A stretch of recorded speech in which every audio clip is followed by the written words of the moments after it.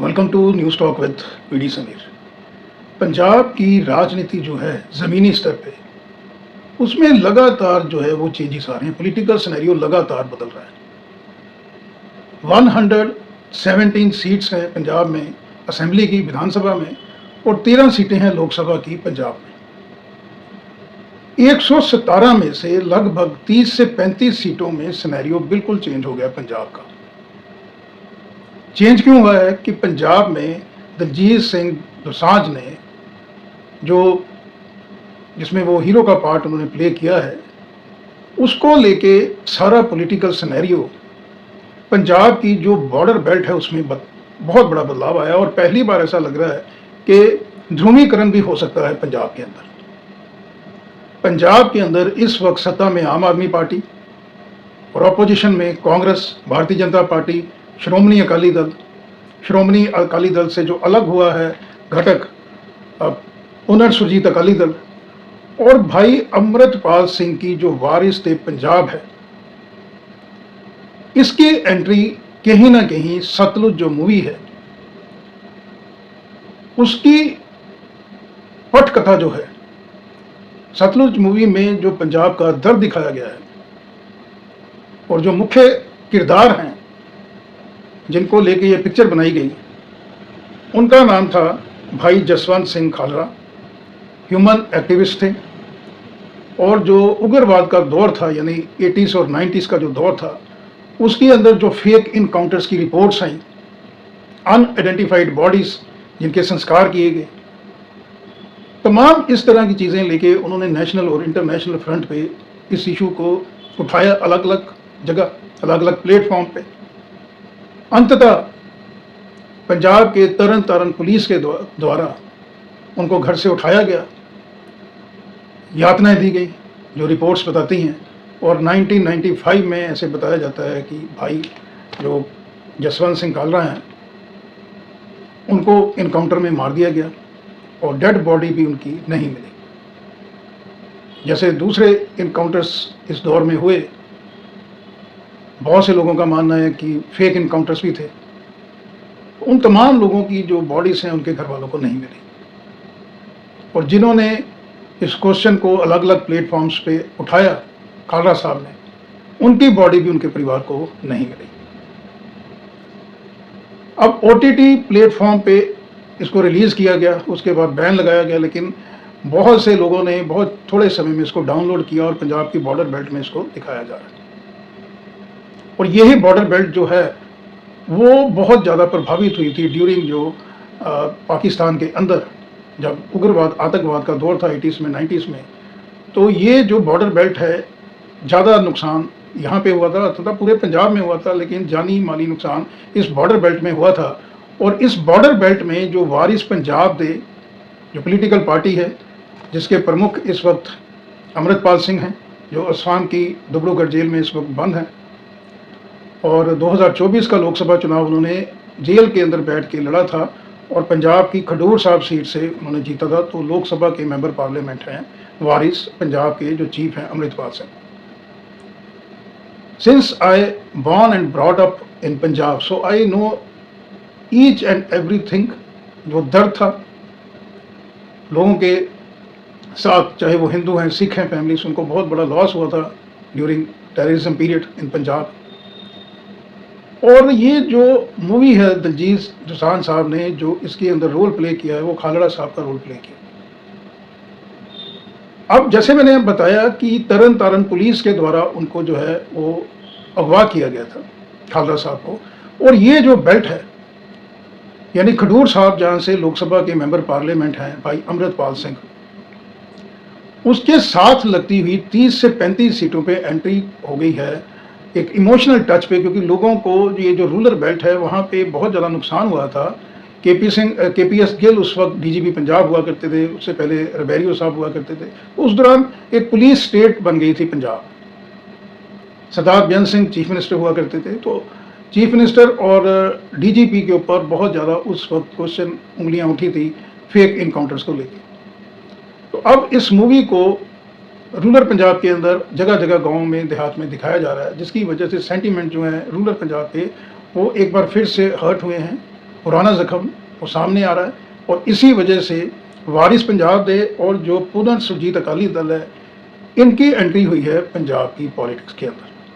पहले ये माना जा रहा था कि जिस तरह से सोशल वेलफेयर की स्कीम्स आम आदमी पार्टी लगातार अनाउंस कर रही है, तो आम आदमी पार्टी को एज है। इसके अलावा बहुजन समाज पार्टी जो है बसपा, वो भी दौड़ में कहीं ना कहीं काफ़ी आगे चल रही थी। लेकिन सतलुज जो मूवी है, इसके बाद सारा पॉलिटिकल सिनेरियो चेंज हुआ है। इसी एरिया में हरी के पत्तन एक पुल है, उसके नीचे से सतलुज नहर है, वो जाती है पाकिस्तान की तरफ, राजस्थान की तरफ। इसी नहर पे ऐसा बताया जाता है कि जो अनआइडेंटिफाइड बॉडीज हुआ करती थी, फेक काउंटर्स, उनको इसी नहर में फेंक दिया जाता था। तो ये पूरा इशू है। अब मैं आपको आगे बताना चाहूँगा कि वारिस पंजाब दे किस तरह से एकदम उनको फ़ायदा मिल रहा है इस सारी एपिसोड का। एक तो जो वारिस पंजाब दे है, ये प्रो खालिस्तान पार्टी है, और जो आतंकवाद की शुरुआत हुई थी वो भी खालिस्तान को लेके हुई थी। यानी दोनों का जो कोर इशू है, जो सोच समझ है, वो एक दूसरे के साथ मिलती है। तो खडूर साहब जो लोकसभा का जो कॉन्स्टिट्यूंसी है, उसके अंदर 9 विधानसभा के सेगमेंट्स आते हैं, जिसमें और 3 इसमें डिस्ट्रिक्ट, अमृतसर, तरन तारन, जो है फिरोजपुर, कपूरथला, ये कवर होते हैं। आप देखिए कितना बड़ा सेगमेंट है खडूर साहब लोकसभा कॉन्स्टिट्यूंसी का। इसके अंदर अमृतसर डिस्ट्रिक्ट के अंदर जंडियाला गुरु, बाबा बकाला, खडूर साहब, तरन तारन, खेमकरन पट्टी, ये तरन तारन डिस्ट्रिक्ट के अंदर आते हैं। कपूरथला, सुल्तानपुर के 2 विधानसभा के सेगमेंट हैं, ये कपूरथला डिस्ट्रिक्ट में आते हैं। और फिरोजपुर भी इसमें कवर होता है। जीरा जो है फिरोजपुर डिस्ट्रिक्ट का जो सेगमेंट है, वो भी कवर होता है खडूर साहब लोकसभा कॉन्स्टिट्यूंसी से, जहां से अमृतपाल सिंह खड़े चुनाव जीते। और इन तमाम कॉन्स्टिट्यूंसीज में इस वक्त जो वेव है वो एकदम से चल रही है वारिस पंजाब के फेवर में, स्पेशली रूरल पंजाब के अंदर। इसको लेके लगातार चिंता आम आदमी पार्टी, कांग्रेस, भारतीय जनता पार्टी, श्रोमणी अकाली दल में नींद उड़ी हुई है कि सारा पॉलिटिकल सिनेरियो, इमोशनल टच जो है इस मूवी को लेके, वो सारा का सारा पॉलिटिकल सिनेरियो इस वक्त वारिस पंजाब दे एक किंग मेकर की भूमिका में भी आ सकते हैं। और पंजाब के अंदर पहली बार विधानसभा का चुनाव लड़ रहे अमृतपाल सिंह की पार्टी को बहुत ज़्यादा फायदा हो सकता है। लगभग 25 से 35 सेगमेंट, 117 विधानसभा की कुल सीटें हैं, जहां पे वारिस पंजाब दे इस वक्त अगर चुनाव हो जाते हैं, वैसे तो 5-6 महीने के बाद विधानसभा का चुनाव है पंजाब में, लेकिन अगर इस वक्त चुनाव होते हैं तो सिनेरियो बिल्कुल चेंज हो गया। 30 से 35 सीटों का सीधा सीधा फायदा हो सकता है वारिस पंजाब में, इस इमोशनल मुद्दे को लेकर। इसके अंदर अमृतसर जो है, अमृतसर जो सिटी है, उसकी 5 सीटें इफेक्ट होंगी।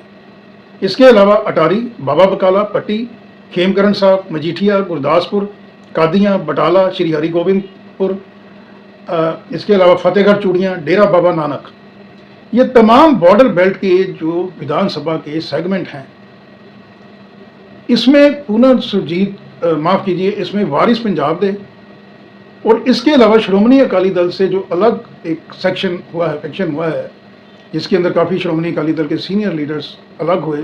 सरदार सुखबीर सिंह बादल जो अकाली दल को लीड कर रहे हैं, उससे अलग ये बना पुनर्सुरजीत। इनको भी 5 से 7 सीटों का फायदा हो रहा है। यानी अगर पुनर्सुरजीत, वारिस पंजाब दे, ये दोनों इकट्ठे चुनाव लड़ते हैं तो पंजाब में आम आदमी पार्टी के लिए बहुत बड़ी मुसीबत बन सकती है। सबसे ज़्यादा जो डेंट है वो पड़ेगा श्रोमणी अकाली दल, क्योंकि श्रोमणी अकाली दल जिन सीटों का मैंने अभी जिक्र किया, ये सारा का सारा गढ़ था श्रोमणी अकाली दल का, जो एकदम से पॉलिटिकल सिनेरियो वहाँ चेंज हुआ है।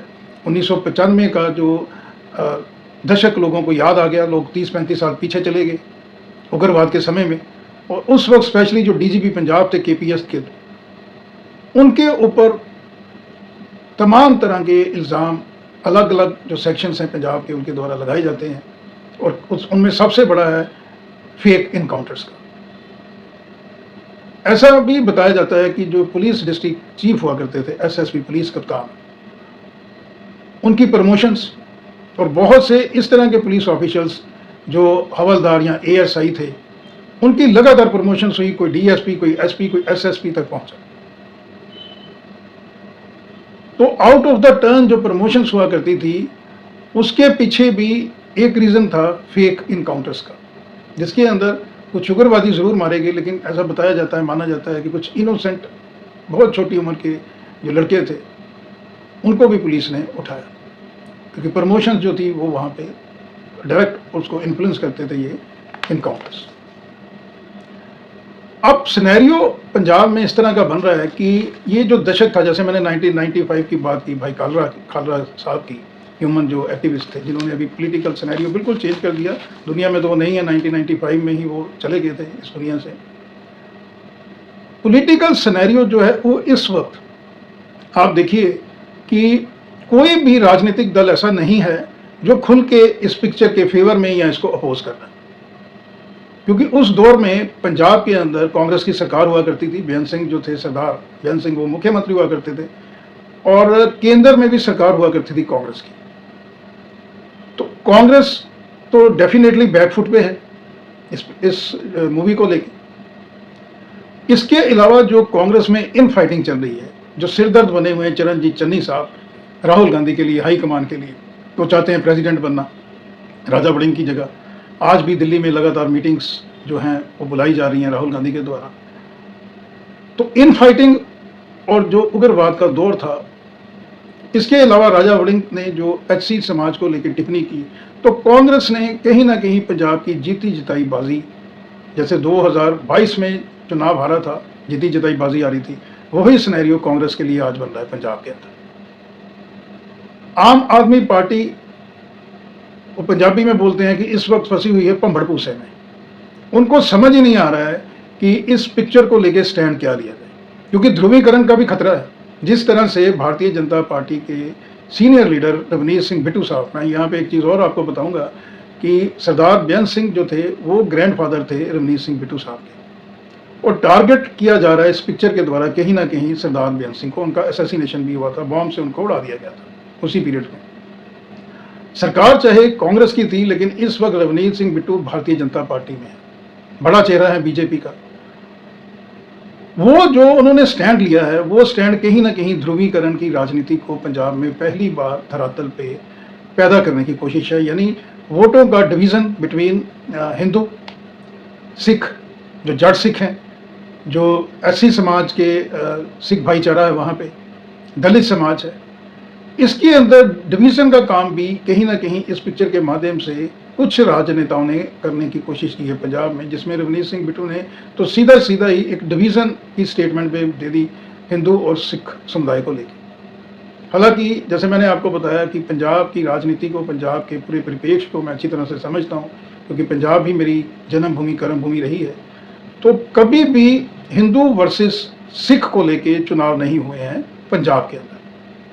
सतलुज मूवी के बाद इस तरह का भी परसेप्शन बन रहा है कि कहीं ना कहीं ध्रुवीकरण को लेके भी चुनाव हो सकता है। अब अगर इस तरह की स्थिति आती है तो डेफिनेटली जो सिख वोट है बहुत बड़ी संख्या में रूरल पंजाब का, वो श्रोमणी अकाली दल की तरफ जो देख रहा था पहले, अब वो देख रहा है वारिस पंजाब थे और पुनर्सुरजीत अकाली दल की तरफ। हिंदू समाज, खासकर जो अर्बन सीट्स हैं, लगभग 20 से 25 सीटें हैं, वहाँ पे भारतीय जनता पार्टी को भी फायदा हो सकता है। किसी भी पार्टी को सरकार बनाने के लिए, किसी भी गठबंधन को सरकार बनाने के लिए पंजाब में चाहिए 60 सीट्स। तो बहुत संभव है कि पंजाब के अंदर हंग असेंबली भी बन सकती है। आज की अगर स्थिति देखें पंजाब के अंदर, तो पुनर्सुरजीत अकाली दल को लगभग 20 से 25 सीटें मिल सकती हैं। 15 से 20 सीटें भारतीय जनता पार्टी ले सकती है। आम आदमी पार्टी को मैं समझता हूँ काफ़ी नुकसान हो सकता है इन चुनाव के अंदर अगर ध्रुवीकरण वहाँ पे होता है। अंडरलाइन कीजिए इस चीज़ को कि अगर ध्रुवीकरण होता है तो भारतीय जनता पार्टी, पुनर्सुरजीत अकाली दल और वारिस पंजाब दे, इनको पंजाब के अंदर फायदा होगा और आम आदमी पार्टी को नुकसान होगा और काफ़ी बड़ा नुकसान हो सकता है। कांग्रेस का मैंने आपको बता दिया कि वो तो सेल्फ गोल कर रहे हैं, अपने पाँव पे कुल्हाड़ी मार रहे हैं। श्रोमणी अकाली दल, सरदार सुखबीर सिंह बादल पिछले 1 साल से लगातार मेहनत कर रहे हैं रूरल पंजाब के अंदर, स्पेशली मालवा के अंदर और माझा के अंदर, लेकिन सतलुज मूवी ने कहीं ना कहीं डेंट ज़रूर पहुंचाया है श्रोमणी अकाली दल को भी, क्योंकि जो भाई, जैसे मैंने आपको बताया, जिनको लेके ये पिक्चर बनी है, ह्यूमन एक्टिविस्ट जो हैं भाई जसवंत सिंह खालरा साहब, इनकी वाइफ और क्लोज एसोसिएट्स ने सरदार प्रकाश सिंह बादल को लेके कुछ इस तरह की स्टेटमेंट्स दी हैं, जिसको लेके श्रोमणी अकाली दल भी बैकफुट पे है।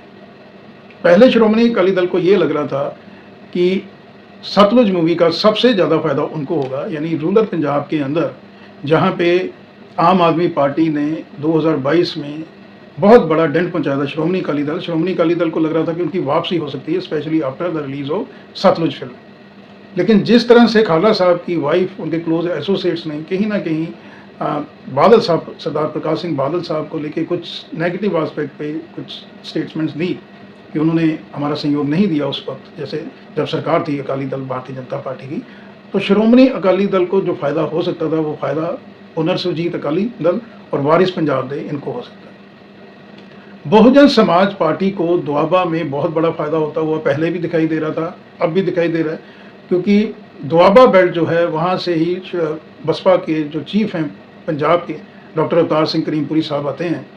मान्यवर काशीराम जी जिन्होंने बसपा की स्थापना की थी एससी समाज को एम्पावरमेंट देने के लिए, वो भी दोआबा से बिलोंग करते हैं। होशियारपुर डिस्ट्रिक्ट से मेंबर पार्लियामेंट भी काशीराम जी रह चुके हैं।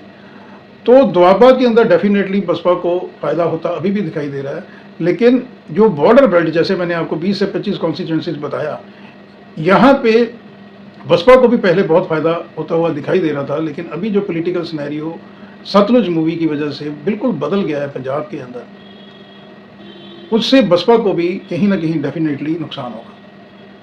तो आम आदमी पार्टी, बहुजन समाज पार्टी, कांग्रेस, श्रोमणी अकाली दल, इन चारों को नुकसान हो सकता है पंजाब में। और पंजाब में जो भारतीय जनता पार्टी कहीं ना कहीं पिछड़ गई थी, और ख़ासकर जो जट सिख हैं वो लगातार भारतीय जनता पार्टी से दूरी बना के रखे हुए थे, लेकिन जो केवल सिंह ढिल्लों साहब हैं, जट सिख हैं मालवा से, उनको प्रदेश अध्यक्ष बनाया भारतीय जनता पार्टी ने। इसके अलावा जट सिख चेहरे कैप्टन अमरिंदर सिंह, मनप्रीत सिंह बादल, रमनीत सिंह बिट्टू, बड़े बड़े जट सिख चेहरे जो हैं वो अभी भारतीय जनता पार्टी के साथ हैं। तो भारतीय जनता पार्टी को ये लग रहा है कि ध्रुवीकरण हो सकता है सतलुज मूवी से, specially after the statements of Ramneet Singh Bittu. तो उस परिप्रेक्ष्य में बहुत बड़ा फ़ायदा हो सकता है भारतीय जनता पार्टी को। लेकिन जो दौड़ में सबसे ज़्यादा आगे अभी निकल रहे हैं वो नो डाउट अमृतपाल सिंह की जो वारिस पंजाब दे हैं, उनको बहुत ज़्यादा फ़ायदा हो रहा है रूरल पंजाब के अंदर, स्पेशली जो बॉर्डर बेल्ट है। बॉर्डर बेल्ट के अंदर डिस्ट्रिक्ट, जैसे मैंने आपको बताना चाहूँगा कि गुरदासपुर, श्री अमृतसर साहब, श्री तरन तारण साहब, फिरोज़पुर, इसके अलावा फरीदकोट, रोपड़ के कुछ सेगमेंट्स हैं, पटियाला के कुछ सेगमेंट्स हैं। यहाँ पे सिख जो सेंटीमेंट हैं वो बहुत ज़्यादा इन्फ्लुएंस हुए हैं। तो जो दर्द है, जो पुराना दर्द है, वो सतलुज मूवी के ज़रिए फिर से सामने आ गया, और इसका पंजाब की राजनीति में बहुत बड़ा उलटफेर हमको अभी देखने को मिल रहा है। चुनाव अगर नवंबर दिसंबर में होते हैं, ऐसा भी माना जा रहा है कि समय से 2-4 महीने पहले चुनाव हो सकते हैं, इलेक्शन कमीशन ऑफ इंडिया चुनाव पहले अनाउंस करवा सकता है। उस हालत में डेफिनेटली पुनर्सुरजीत अकाली दल और भारतीय जनता पार्टी, ये दोनों पॉलिटिकल पार्टीज जो हैं, ये पंजाब की आने वाले समय की दिशा और दशा निर्धारित कर सकते हैं। तो आज के अंक में इतना ही, फिर किसी और मुद्दे को लेकर आपके समक्ष हाजिर होऊंगा। तब तक के लिए नमस्कार, थैंक यू, धन्यवाद।